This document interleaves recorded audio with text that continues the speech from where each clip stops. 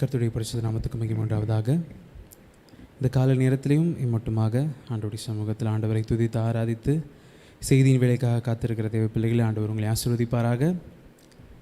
இந்த காலை நேரத்திலையும் நாம் வாசிக்கும்படியாக தெரிந்து கொள்ளப்பட்டதான வேத பகுதி மத்தேயு 13வது அதிகாரம் 29வது வசனம்.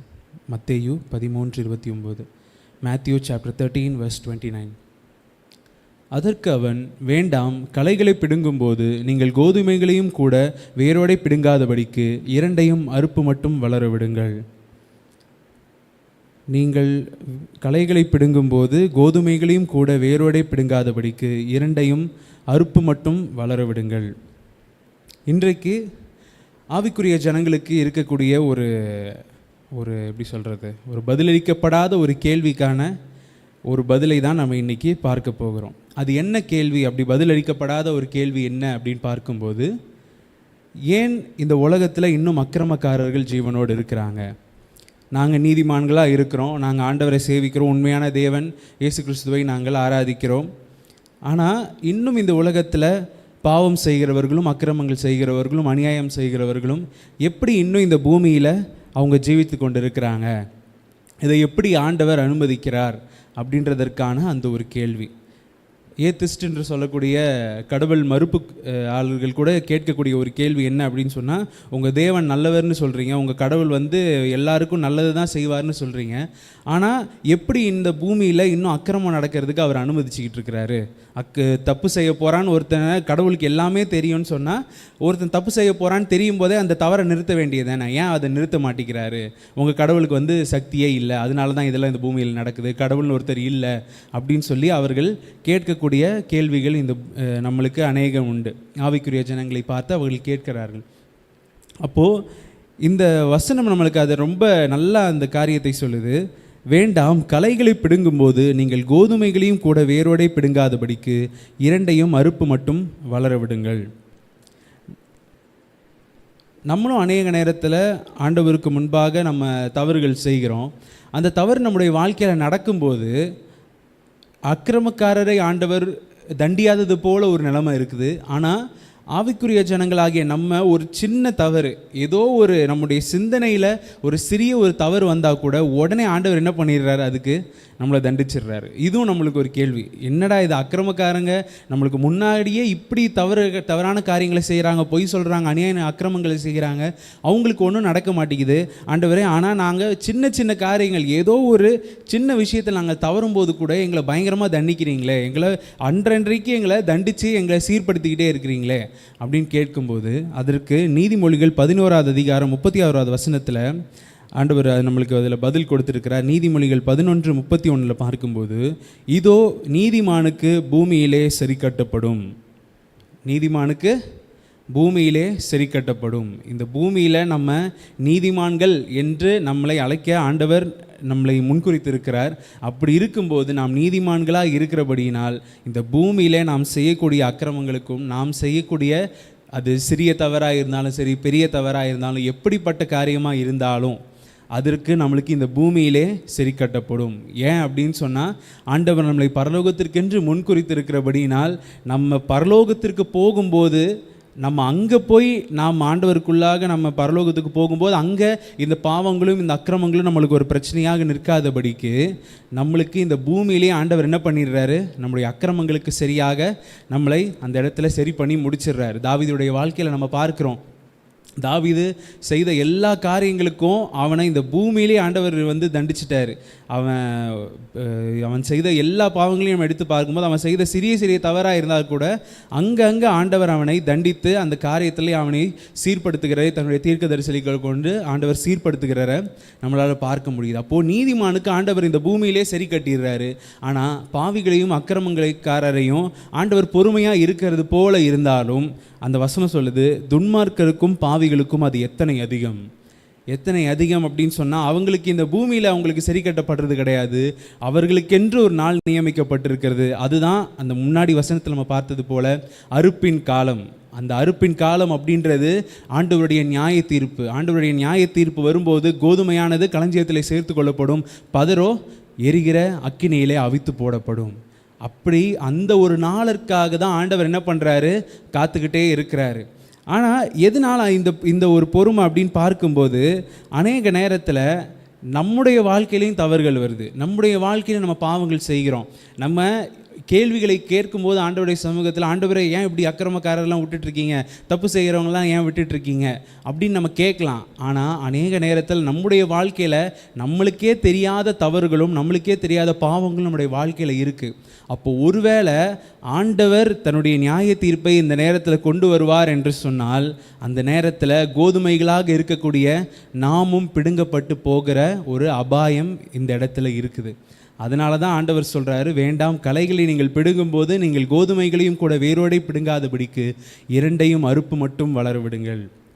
அதனால தான் ஆண்டவர் நம்மளை சீர்படுத்துகிறதற்காக நம்முடைய வசனத்தை கொடுக்கிறார், நம்மளை சபையிலே கொண்டு வந்து சேர்க்கிறார், நம்முடைய போதகர் மூலமாக பேசுகிறார், நம்மளை பாடல் வேலையில், நம்ம ஆராதனை வேலையில், எல்லா நேரத்திலையும் ஆண்டவர் நம்மகிட்ட பேசிக்கிட்டே இருக்கிறது எதுக்காக அப்படின்னு சொன்னால், நம்முடைய வாழ்க்கையில் இருக்கக்கூடிய தவறான காரியங்கள் நீக்கப்பட்டு நம்ம சீர்படணும், ஆண்டவருக்குள்ளாக நம்ம ஸ்திரப்பட்டு நல்ல கோதுமை மணிகளாக நம்ம விளையணும் அப்படின்றது ஆண்டவருடைய சித்தமாக இருக்கிறபடினால தான் நம்மளை அநேக நேரத்தில் நம்முடைய ஆவிக்குரிய வாழ்க்கையில் ஒரு வளர்ச்சி குன்றின ஒரு நிலைமை இருக்கும்போது கூட ஆண்டவர் நம்ம மேலே பொறுமையாக இருக்கிறார். இல்லை, அறுப்பு மட்டும் காத்திருப்போம், ஒருவேளை இந்த கோதுமை வளர்ந்துருட்டும், இந்த மரம் இந்த வருஷமும் இருக்கட்டும், இதை சுற்றிலும் கொத்தி ஏறு போடுவேன் அப்படின்னு அந்த தோட்டக்காரன் சொன்னது போல் ஆண்டவர் அநேக நேரத்தில் நம்மேல் பொறுமையாக இருக்கிறதுனால தான் அது சில நேரத்தில் அக்கிரமக்காரர் மேலேயும் ஆண்டவர் பொறுமையாக இருக்கிறது போல் நம்மளுக்கு தெரியுது.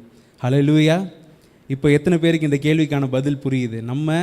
நம்முடைய வாழ்க்கையில் நம்ம ஆண்டவருக்குள்ளாக நம்ம சில நேரத்தில் ஒப்புரவாகாமல் இருக்கிறதுனால தான் ஆண்டவர் அந்த நேரத்தில் நம்முடைய நியாய தீர்ப்பை கொண்டு வந்து, நாமும் சங்கீதக்காரன் கேட்கும்போது துன்மார்க்கரோடு என்னை வாரிக்கொள்ளாதேயும் அப்படின்னு கேட்குறாரு. அதுபோல் நாமும் துன்மார்க்கரோடு வாரிக்கொள்ளாதபடிக்கு ஆண்டவர் நம்மேல் பொறுமையாக இருக்கிறதுனால தான் சில நேரத்தில் அக்கிரமக்காரன் மேலேயும் பொறுமையாக இருக்கிறது போல் அது காணப்படுகிறது. ஆனால் அவர் அக்கிரமக்காரரை பொறுத்து கொள்வது கிடையாது. ஆனால் அவர்களுக்காக நியாய தீர்ப்பு நாள் என்று ஒன்று வைக்கப்பட்டிருக்கிறபடியினால் ஆண்டவர் அந்த நேரத்தில் சரி, அவர்களுடைய அக்கிரமம் நிறைவேறும்படியாக ஆண்டவர் அந்த இடத்துல அமைதியாக இருக்கிறார். ஆனால் அதற்காக அவர் விசாரிக்காமல் போயிடுவாரா அப்படின்னு சொன்னால் அது கிடையாது. அது நிச்சயமாக அந்த அறுப்பின் காலத்தில், அந்த நியாய தீர்ப்பின் நேரத்தில் ஆண்டவர் அவனை நிச்சயமாக விசாரிப்பார். இப்படி நம்மளுக்கு இந்த பூமியில் சரி கட்டப்படுது. ஆனால் துன்மார்க்கரும் அக்கிரமக்காரரும் சந்தோஷமாக இருக்கிறாங்க அப்படின்னு பார்க்கும்போது அதுக்கு ஒரு சிறந்த ஒரு எடுத்துக்காட்டு எதுன்னு சொன்னால் ஐஸ்வர்யவான் லாசரு. அந்த ஓமையை நம்ம எடுத்து பார்க்கும்போது ஐஸ்வர்யவான் நரகத்தில் இருக்கிறாரு. நரகத்திலிருந்து ஆபிரகாமை நோக்கி கேட்குறாரு, ஒரு சொட்டு தண்ணீரை லாசருடைய விரலில் நினைத்து என்னுடைய நாக்கில் வைங்களேன் அப்படின்னு கேட்கும்போது அந்த இடத்துல சொல்கிறாரு, நீ பூமியில் நீ சந்தோஷமாக இருந்தல, அதை நீ நினைத்துக்கொள் அப்படின்னு சொல்கிறாரு. ஏன்னா அந்த இடத்துல ஏழையாக இருந்த அந்த லாசரு இப்பொழுது அவன் தேற்றப்பட்டு கொண்டிருக்கிறான். அப்பொழுது அவனுக்கு ஒரு தாழ்வான ஒரு சூழ்நிலை, அவன் எல்லாரை விட ரொம்ப மோசமான நிலைமையில் இருந்தது போல இருந்தாலும் அவனை ஆண்டவர் பரலோகத்தில் சேர்த்து கொண்டார். ஆனால் தன்னுடைய இந்த உலக வாழ்க்கையில் ஆஸ்திகளும் அந்தஸ்துகளும் நிறைந்து அக்கிரமக்காரரை போல வாழ்ந்து கொண்டிருந்த அந்த ஐஸ்வர்யவானையோ ஆண்டவர் அப்படியாக அந்த இடத்துல சொல்கிறார், நீ பூமியில் சந்தோஷமாக இருந்தது போல அதை இந்த இடத்துல நீ நினச்சிக்கோ, உனக்கு இந்த இடத்துல சமாதானம் கிடையாது அப்படின்னு அந்த இடத்துல சொல்கிறார். அதுபோல் இருக்கிறதுனால தான் ஆண்டவர் நம்மேல் இந்த நேரத்தில் பொறுமையாக இருந்து நம்மை மறுபடியுமாக அவருக்குள்ளே கட்டி எழுப்பி நம்மளுக்கு தேவையான வசனங்களை கொடுத்து நம்மளை ஆரோக்கியப்படுத்தி ஆண்டவருக்குள்ளாக நம்மளை வளர்வதற்கு ஆண்டவர் நம்மளுக்கு வாய்ப்புகளை கொடுத்து கொண்டிருக்கிறார். நம்ம என்ன செய்யணும் அப்படின்னு சொன்னால், இந்த அக்கிரமக்காரன் மேல் பொறாமை கொண்டிருக்காதபடிக்கு, இது சங்கீதத்தில் நம்மளுக்கு நல்லா சொல்லப்பட்டிருக்கிறது. 37வது சங்கீதம் 1வது வசனம் என்று நினைக்கிறேன். அதில் பார்க்கும்போது, பொல்லாதவர்களை குறித்து எரிச்சல் அடையாதே, நியாயக்கேடு செய்கிறவர்கள் மேல் பொறாமை கொள்ளாதே அப்படின்னு அந்த இடத்துல சங்கீதக்காரன் சொல்லுகிறார். பொல்லாதவர்களை குறித்து நீ எரிச்சலாகாதே, நியாயக்கேடு செய்கிறவர்கள் மேல் பொறாமை கொள்ளாதே. ஆனால் நம்மளுக்கு என்ன ஆகுது, அவங்களுக்கு எதுவும் ஆக மாட்டேங்குது, அவங்களுடைய வளர்ச்சி ஒரு ஒரு ஏற்றத்திலேயே போய்கிட்டு இருக்குது அப்படின்னு சொல்லி அநேக நேரத்தில் நம்மளுக்கு அந்த எரிச்சல், அந்த ஒரு பொறாமை நம்முடைய வாழ்க்கையில் நம்மளுக்கு இருக்க தான் செய்யுது. ஆனால் நம்ம பொல்லாதவர்கள் மேல் எரிச்சல் ஆகாமல் நம்ம செய்ய வேண்டியது என்ன அப்படின்னு சொன்னால், ஆண்டவருக்குள்ளாக நாம் ஸ்திரப்பட நாம் நல்ல கோதுமை மணிகளாக ஆண்டவருடைய அறுப்பு காலம் வரும்போது நாம் பதராக இருக்காதபடிக்கு, நம்ம களைகளாய் மாறி போகாதபடிக்கு, நாம் நல்ல கோதுமைகளாய் வளருவதற்கு நம்ம என்ன செய்யணுமோ அதை நாம் தொடர்ந்து செய்து கொண்டிருக்கும்போது ஆண்டவர் நிச்சயமாய் அந்த நியாய தீர்ப்பின் நாள் வரும்போது நமக்கு அக்கினியும் கந்தகமும் கிடையாது. நம்மளை ஆண்டவர் களஞ்சியத்தில் சேர்த்து கொள்வார். ஆனால் அக்கிரமக்காரராக இருக்கிறவர்களையோ நிச்சயமாய் ஆண்டவர் தம்முடைய நியாய தீர்ப்பிலே சுட்டரித்து போடுவார். அதனால நம்ம இந்த நியாயக்கேடு செய்கிறவர்களை குறித்து பொறாமைப்படாதபடிக்கு, பொல்லாதவைகளை செய்கிறவர்களை குறித்து எரிச்சல் அடையாதபடிக்கு நம்ம செய்ய வேண்டியது ஒரே ஒரு காரியம், ஆண்டவரை துதித்து ஆராதித்து அவருடைய வார்த்தையை கேட்டு அவருடைய வார்த்தையை தியானித்து இரவும் பகலும் அவருடைய வேதத்திலே தியானமாக இருக்கிற மனுஷன் பாக்கியவான் என்று சொல்லப்பட்டிருக்கிறதுபடி நம்ம ஆண்டவருடைய வேதத்தில் நம்ம நல்லா ஸ்திரப்பட்டு அதிலே நம்ம வளரும்போது நாம் நல்ல கோதுமை மணிகளாக மாற நாம் பிரயாசப்படுவோம். அதுதான் நம்மளுக்கு என்று கொடுக்கப்பட்டிருக்கிற காரியம். இந்த ஜனத்தை எனக்கென்று ஏற்படுத்தினேன், இவர்கள் என் துதியை சொல்லி வருவார்கள். அதுதான் ஆண்டவர் நம்மளுக்கு கொடுத்திருக்கிற கடமை. அந்த கடமையை நம்ம செய்யும்போது நிச்சயமாய் நமக்கு எந்த ஒரு பாதிப்பும் இல்லாதபடிக்கு நம்மை ஆண்டவர் பரலோகத்திலே சேர்த்து கொள்வார். இதே இந்த சூழ்நிலையை போல வேதத்தில் ஒரு காரியம் நடக்குது. அது நம்ம என்னன்றதை தியானித்து நம்ம இன்றைக்கு செய்தியை முடிக்கலாம். 1 சாமுவேல் 25வது அதிகாரம் 26வது வசனத்தை பார்க்கும்போது, அந்த 25வது அதிகாரம் முழுவதுமே நம்மளுக்கு தெரியும். அது தாவீதுக்கும் நாபாலுக்குமான ஒரு சம்பவம் அந்த இடத்துல நடக்குது. தாவீதும் அவனுடைய வாலிபர்களும் வனாந்தரத்தில் இருக்கிறாங்க. அப்பொழுது மயிர் கத்திரிக்கிற காலம் வரும்போது நாபால் என்கிற மனிதனுடைய மந்தைகள் அந்த இடத்துல வருது. அப்போ வரும்போது தாவீதுக்கு அவர் என்னந்தாலும் ஒரு மேய்ப்பர்ல, அதனால் அங்கே ஆடுகள் இருக்குது அப்படின்னு அந்த ஆடுகளுடைய பாதுகாப்பிற்காக தன்னுடைய வாலிபர்களை அனுப்பி அந்த நாபாலுடைய வேலைக்காரர்களுக்கும் அந்த ஆடுகளுக்கும் எந்த பிரச்சனையும் வராமல் அவங்களுக்கு பாதுகாப்பு கொடுக்குறாரு. அந்த காலம் முடிந்து அவர்கள் மறுபடியும் தங்களுடைய எஜமான் கிட்ட திரும்பும்போது தாவீதுக்கு இந்த இடத்துல ஒரு ஆசை வருது. என்னன்னு சொன்னால், ஏன்னா இவங்களாம் வனாந்தரத்தில் இருக்கிறாங்க, இவர்களுக்கு யாராவது ஒரு உதவி செய்யும்போது தான் இவர்களுக்கு ஒரு நல்ல ஒரு சூழ்நிலை அமைய முடியும். அப்போ அந்த இடத்துல சரி, நாபால் என்கிற இந்த நபருக்கு நம்ம ஒரு நல்லது செஞ்சோமே, நம்ம என்ன பண்ணுவோம், போய் அவன் இடத்துல உதவியை கேட்போம் அப்படின்னு சொல்லி தன்னுடைய வாலிபர்களை அனுப்புகிறார். ஆனால் அந்த நாபால் என்ற மனுஷன் என்ன பண்ணுறான், மோசமான வார்த்தைகளை சொல்லி தாவீதை நிந்தித்து தாவீதை சபித்து அந்த இடத்துல அவனுடைய வந்த ஊழியக்காரர்களையும் அவமானப்படுத்தி அனுப்பிடுறான். இது அந்த இடத்துல போய் தாவீதுக்கு அறிவிக்கப்படும் போது தாவீது ரொம்ப மூர்க்கம் அடைந்து தன்னுடைய வாலிபரை பார்த்து சொல்கிறாரு, நீங்கள் உங்களுடைய பட்டயத்தெல்லாம் உங்களை அறையில் கட்டுங்க, நம்ம போகிறோம், நாளைக்கு காலையில் நாபாலுடைய வீட்டில் ஒரு நாய் கூட ஒரு ஜீவனோடு இருக்கக்கூடாது அப்படின்னு சொல்லி ரொம்ப மூர்க்கத்தோடு அந்த இடத்துல கடந்து வருகிறார். இந்த காரியங்கள் எல்லாமே இந்த பக்கம் வனாந்தரத்தில் நடந்து கொண்டிருக்கும் போது நாபாலுடைய வீட்டில் இன்னொரு காரியம் நடக்குது. அவனுடைய வீட்டு வேலைக்காரர்கள் அந்த இடத்துல அபிகாயில் கிட்ட போய் சொல்கிறாங்க, இந்த மாதிரி தாவீதுன்ற ஒரு நபர் எங்களுக்கு வனாந்தரத்தில் அவ்வளோ உதவியாக செஞ்சார், ஆனால் நாபால் கிட்ட உதவியை கேட்கும்போது அவர் இப்படியாக அவரை நிந்தித்து அனுப்பிட்டாரு, அதனால் இந்த இடத்துல ஒரு ஆபத்து வரப்போகுதுன்னு எங்களுக்கு பயமாக இருக்குன்னு சொல்லும்போது அந்த இடத்துல அபிகாயில் துரிதமாக என்ன பண்ணுறாங்க, ஆகாரங்களை எடுத்துக்கொண்டு திராட்சை ரசத்தை அப்பங்களையும் எடுத்துக்கொண்டு தாவீதுக்கு எதிர்கொண்டு போகிறாங்க. போய் அந்த இடத்துல தாவீதை பாதி வழியில் சந்தித்து அவருடைய காலில் விழுந்து அவரை வணங்குறாங்க. இப்படி ஒரு காரியத்தை என் ஆண்டவனே நீங்கள் செஞ்சிடாதீங்க அப்படின்னு சொல்லிட்டு தான் அந்த இடத்துல 1 சாமுவேல் 25:26 அவங்க சொல்கிறாங்க, இப்பொழுதும் என் ஆண்டவனே, நீர் ரத்தம் சிந்த வரவும் உம்முடைய கை நீதி சரி கட்டவும் கர்த்தர் உமக்கு இடம் கொடுக்கவில்லை என்பதை கர்த்தருடைய ஜீவனை கொண்டும் உம்முடைய ஜீவனை கொண்டும் சொல்லுகிறேன். நீர் ரத்தம் சிந்த வரவும் உம்முடைய கை நீதியை சரி கட்டவும் கர்த்தர் உமக்கு இடம் கொடுக்கவில்லை.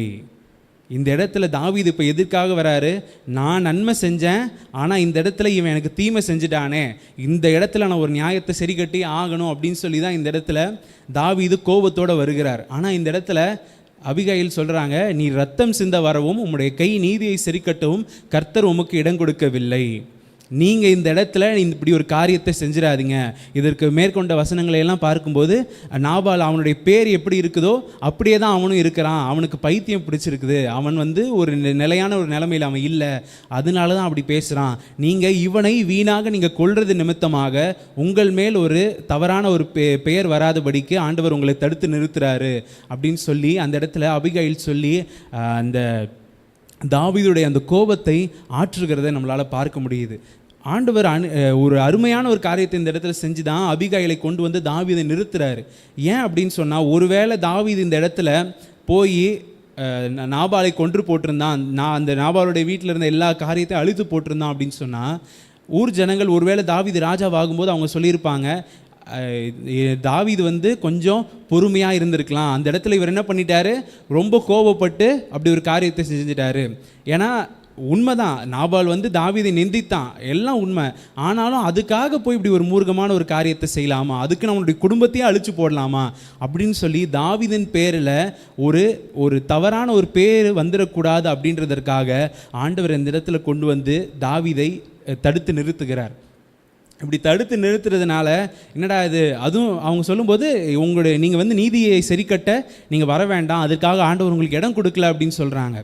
அப்போது அப்படியாக இந்த இடத்துல தடுத்து நிறுத்துறாரு. அப்போது என்ன, ஆண்டவர் நாபால் மேலே பொறுமையாக இருக்கிறாரா, அக்கிரமக்காரர் மேலே ஆண்டவர் பொறுமையாக இருக்கிறாரா அப்படின்னு சொன்னால், அதே அதிகாரத்தில் நம்ம தொடர்ந்து வாசிக்கும்போது 38வது வசனத்தை நம்ம பார்க்கும்போது 38வது வசனத்தில், கர்த்தர் நாபாலை வாதித்ததினால் ஏறக்குறைய 10 நாளைக்கு பின்பு அவன் செத்தான்.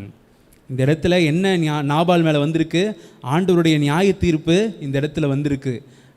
ஒருவேளை தாவீது தன்னுடைய சுய முயற்சியில், தன்னுடைய சுய பலத்தில் இந்த இடத்துல நாபாலை வந்து கொன்று போட்டிருந்தான் அப்படின்னு சொன்னால், அது தாவீதின் பேரில் வந்திருக்கக்கூடிய ஒரு காரியமாக இருக்குது. ஆனால் அந்த இடத்துல சொல்லப்பட்டிருக்கு, கர்த்தர் நாபாலை வாதித்ததினால், தன்னுடைய ஊழியக்காரனை நாபால் நிந்தித்ததுனால ஆண்டவர் இந்த இடத்துல நீதியை சரி கட்டுறதுக்காக ஆண்டவர் வரார்.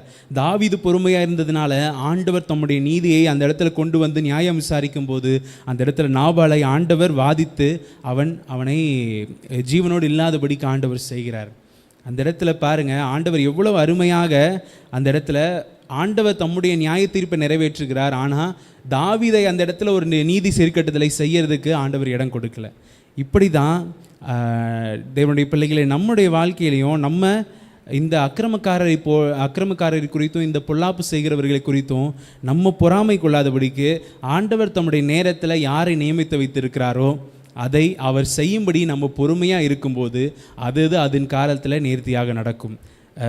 யோவானை குறித்து பேதுருவிடத்தில் ஆண்டவர் சொல்லும்போது கூட, நான் வரும் மட்டும் இவன் ஜீவனோடு இருக்க எனக்கு சித்தமானால் உனக்கு என்ன அப்படின்னு தான் கேட்குறாரு. எனக்கு என்ன சித்தமோ அதை நான் செய்கிறேன்ப்பா, அதை கேட்குறதுக்கு உனக்கு என்ன இருக்குது, நான் செய்கிறேன் அப்படின்ற மாதிரி ஆண்டவர் அந்த இடத்துல ஒரு பதிலை கொடுக்குறார். அப்படி தான் நீதிமானுக்கு ஆண்டவர் என்ன செய்யணுன்றதை ஆண்டவர் வைத்திருக்கிறாரோ அதை அவர் செய்வார் நிச்சயமாக. துன்மார்க்கென்று எதை அவர் நியமித்து வைத்திருக்கிறாரோ அதை அவர்களுக்கு கொடுப்பார். நம்ம இங்கே இருந்துட்டு அவங்க நல்லா இருக்கிறாங்க, அவங்க செழிப்பாக இருக்கிறது போல இருக்குதே அப்படின்னு சொல்லிட்டு நம்ம அவர்கள் மேல் பொறாமை கொள்ளாதபடிக்கு ஆண்டவருடைய நியாய தீர்ப்புக்கென்று நம்ம பொறுமையோடு காத்திருப்போம். நம்ம செய்ய வேண்டியது, நாம் நல்ல கோதுமை மணிகளாக இருக்கிறோமா அப்படின்றத ஆண்டவருடைய வார்த்தையை ஒப்பிட்டு நம்முடைய வாழ்க்கையை பார்த்து கொண்டே இருக்கும்போது நாம் களைகளாய் மாறாதபடிக்கு நமக்கு அது ஒரு பாதுகாப்பாக இருக்கும். நம்ம கோதுமைகளாக இருக்கும்போது நிச்சயமாய் நமக்கு அந்த நியாய தீர்ப்பு வராதபடிக்கு ஆண்டவர் நம்மளை பாதுகாத்து கொள்வார். சங்கீதம் 59:10 பார்க்கும்போது, என் தேவன் தம்முடைய கிருபையினால் என்னை சந்திப்பார், தேவன் என் சத்துருக்களுக்கு வரும் நீதி சரிக்கட்டுதலை நான் காணும்படி செய்வார். தாவீது இந்த இடத்துல சொல்கிறாரு, என் சத்துருக்களுக்கு வரும் நீதி சரிக்கட்டுதலை நான் காணும்படி அவர் செய்வார். அதாவது நீதிமானுக்கு நடக்க போகிற ஒரு காரியத்தை துன்மார்க்கன் பார்ப்பான் அப்படின்னு சொல்லலை, துன்மார்க்கனுக்கு, என்னுடைய சத்துருக்கு வரும் நீதி சரிக்கட்டுதலை நான் காணும்படி ஆண்டவர் செய்வார். அப்போ பொல்லாப்பு செய்கிறவர்களுக்கு நிச்சயமாக ஒரு நீதியின் சரிக்கட்டுதல் இருக்குது. அதை நாம் நீதிமான்களாகிய நாம் நம்முடைய கண்களால் காணும்படியாக ஆண்டவர் செய்வார். அதனால் நாம் ஆண்டவருடைய சமூகத்தில் அவருடைய வயலில் இருக்கக்கூடிய நல்ல கோதுமை மணிகளாக நாம் வளர பிரயாசப்படும் போது ஆண்டவர் நிச்சயமாய் நம்மளை ஆசீர்வதிப்பார். நம்ம கண்களை மூடி அப்படி ஜெபிக்கலாம். ஸ்தோத்திரிக்கிறோம் ஆண்டவரை, துதிக்கிறோம் அப்பா. ஆண்டவரை, இந்த அருமையான காலை நேரத்தில் தகப்பனே உம்முடைய வார்த்தைகளை தியானிக்க, உம்மை துதிக்க, உம்மை ஆராதிக்க நீர் எங்களுக்கு தந்த கிருபைகளுக்காக நாங்கள் உம்மை துதிக்கிறோம் ஆண்டவரே. ஸ்தோத்திரம் அப்பா. ஆண்டவரே, இந்த காலை நேரத்தில் ஆண்டவரே அப்பா ஸ்தோத்திரம், நீங்கள் களைகளை பிடுங்கும் போது நீங்கள் கோதுமைகளையும் வேரோடே கூட பிடுங்காதபடிக்கு அறுப்பு மட்டும் காத்திருங்கள் என்று சொல்லி ஆண்டவரே ஸ்தோத்திரம் அப்பா. ஏன் நீர் துன்மார்க்கரின் மேல் ஆண்டவர் நீர் பொறுமையாக இருக்கிறது போல இருக்கு அப்படின்ற ஆண்டவரே அந்த காரியத்தை நீர் எங்களுக்கு வெளிப்படுத்தின கிருபைக்காக நாங்கள் உம்மை துதிக்கிறோம் அப்பா. ஆண்டவரே ஸ்தோத்திரம் அப்பா. நாங்கள் ஆண்டவரை துன்மார்க்கல் மேல் எரிச்சல் ஆகாதபடிக்கு, ஆண்டவரை தீமை செய்கிறவர்கள் மேல் பொறாமை கொள்ளாதபடிக்கு, ஆண்டவரை நாங்கள் கோதுமை மணிகளாக வளர்வதற்கு நாங்கள் என்ன செய்ய வேண்டுமோ அந்த காரியங்களை மாத்திரம் நாங்கள் தொடர்ந்து செய்து கொண்டிருக்க ஆண்டவரை நீங்கள் எங்களுக்கு உதவி செய்யுங்க. ஆண்டவரே உம்முடைய வார்த்தைகளால் எங்களை தேற்றுங்க ஆண்டவரே. ஸ்தோத்திரம் அப்பா. உம்முடைய சமூகத்தில் நல்ல கோதுமை மணிகளாக நாங்கள் விளைவதற்கு ஆண்டவரே எங்களுக்கு ஏற்ற ஆண்டவரே ஆகாரத்தை கொடுங்க ஆண்டவரே. ஏற்ற வசனங்களை கொடுங்க ஆண்டவரே. உம்முடைய ஆண்டவரே அறிவுரைகளால் எங்களை தேற்றி ஆற்றி நீர் எங்களை அரவணைத்து நீர் எங்களை வழிநடத்தும்படியாக வேண்டிக் கொள்கிறோம் அப்பா. ஆண்டவரே நாங்கள் ஒருபோதும் கலைகளாக மாறி போகாதபடிக்கு ஆண்டவரே நீர் எங்களை பாதுகாத்துக் கொள்ளும்படியாக ஒரு விசையாக இந்த காலை நேரத்தை எங்களை ஒப்பு கொடுத்து ஜெபிக்கிறோம் அப்பா. ஆண்டவரே எங்களுடைய சத்துருக்களின் ஆண்டவரே நீதி சரிக்கட்டுதலை நாங்கள் காணும்படி நீர் செய்ய போகிறதற்காக நாங்கள் உம்மை துதிக்கிறோம் அப்பா. ஆண்டவரே நீங்கள் பொறுப்பெடுத்துக் கொள்ளுங்க, நீங்கள் ஆசீர்வதிங்க ஆண்டவரே. இன்றைக்கு நாளைக்கு தேவையான நல்ல கிருபைகளையும் உடைய பிள்ளைகளுக்கு தாங்க ஆண்டவரே. ஸ்தோத்திரம் அப்பா. போகையிலும் வருகையிலும் ஆண்டவரே உடைய கிருபையின் கரம் அவர்களோடு இருந்து ஆண்டவரே எந்த தீமையும் அவர்களை அணுகாதபடிக்கு ஆண்டவரே உடைய பாதுகாப்போடு அவர்களை நீர் வழி நடத்தி செல்லும்படியாக வேண்டிக் கொள்கிறோம் அப்பா. ஆண்டவரே நீங்கள் பொறுப்பெடுத்துக் கொள்ளுங்க, நீங்கள் ஆசீர்வதிங்க, நீங்கள் பலப்படுத்துங்க. உடைய கரத்தில் எல்லாவற்றையும் நாங்கள் தாழ்த்தி ஒப்பு கொடுக்கிறோம். எல்லா துதி கன மகிமையெல்லாம் ஒருவருக்கே எடுக்கிறோம். இயேசு கிறிஸ்து மூலமாய் ஜெபிக்கிறோம் எங்கள் ஜீவனுள்ள எங்கள் நல்ல பிதாவே. ஆமேன் ஆமேன். என் ஆத்துமாவே கர்த்தரை ஸ்தோத்ரி, என் முழு உள்ளமே பரிசுத்த நாமத்தை ஸ்தோத்ரி. என் ஆத்துமாவே கர்த்தரை ஸ்தோத்ரி, கர்த்தர் சகல உபகாரங்களையும் மறவாதே. ஆமேன் ஆமேன். கர்த்தர் உங்களை ஆசீர்வதிப்பார்.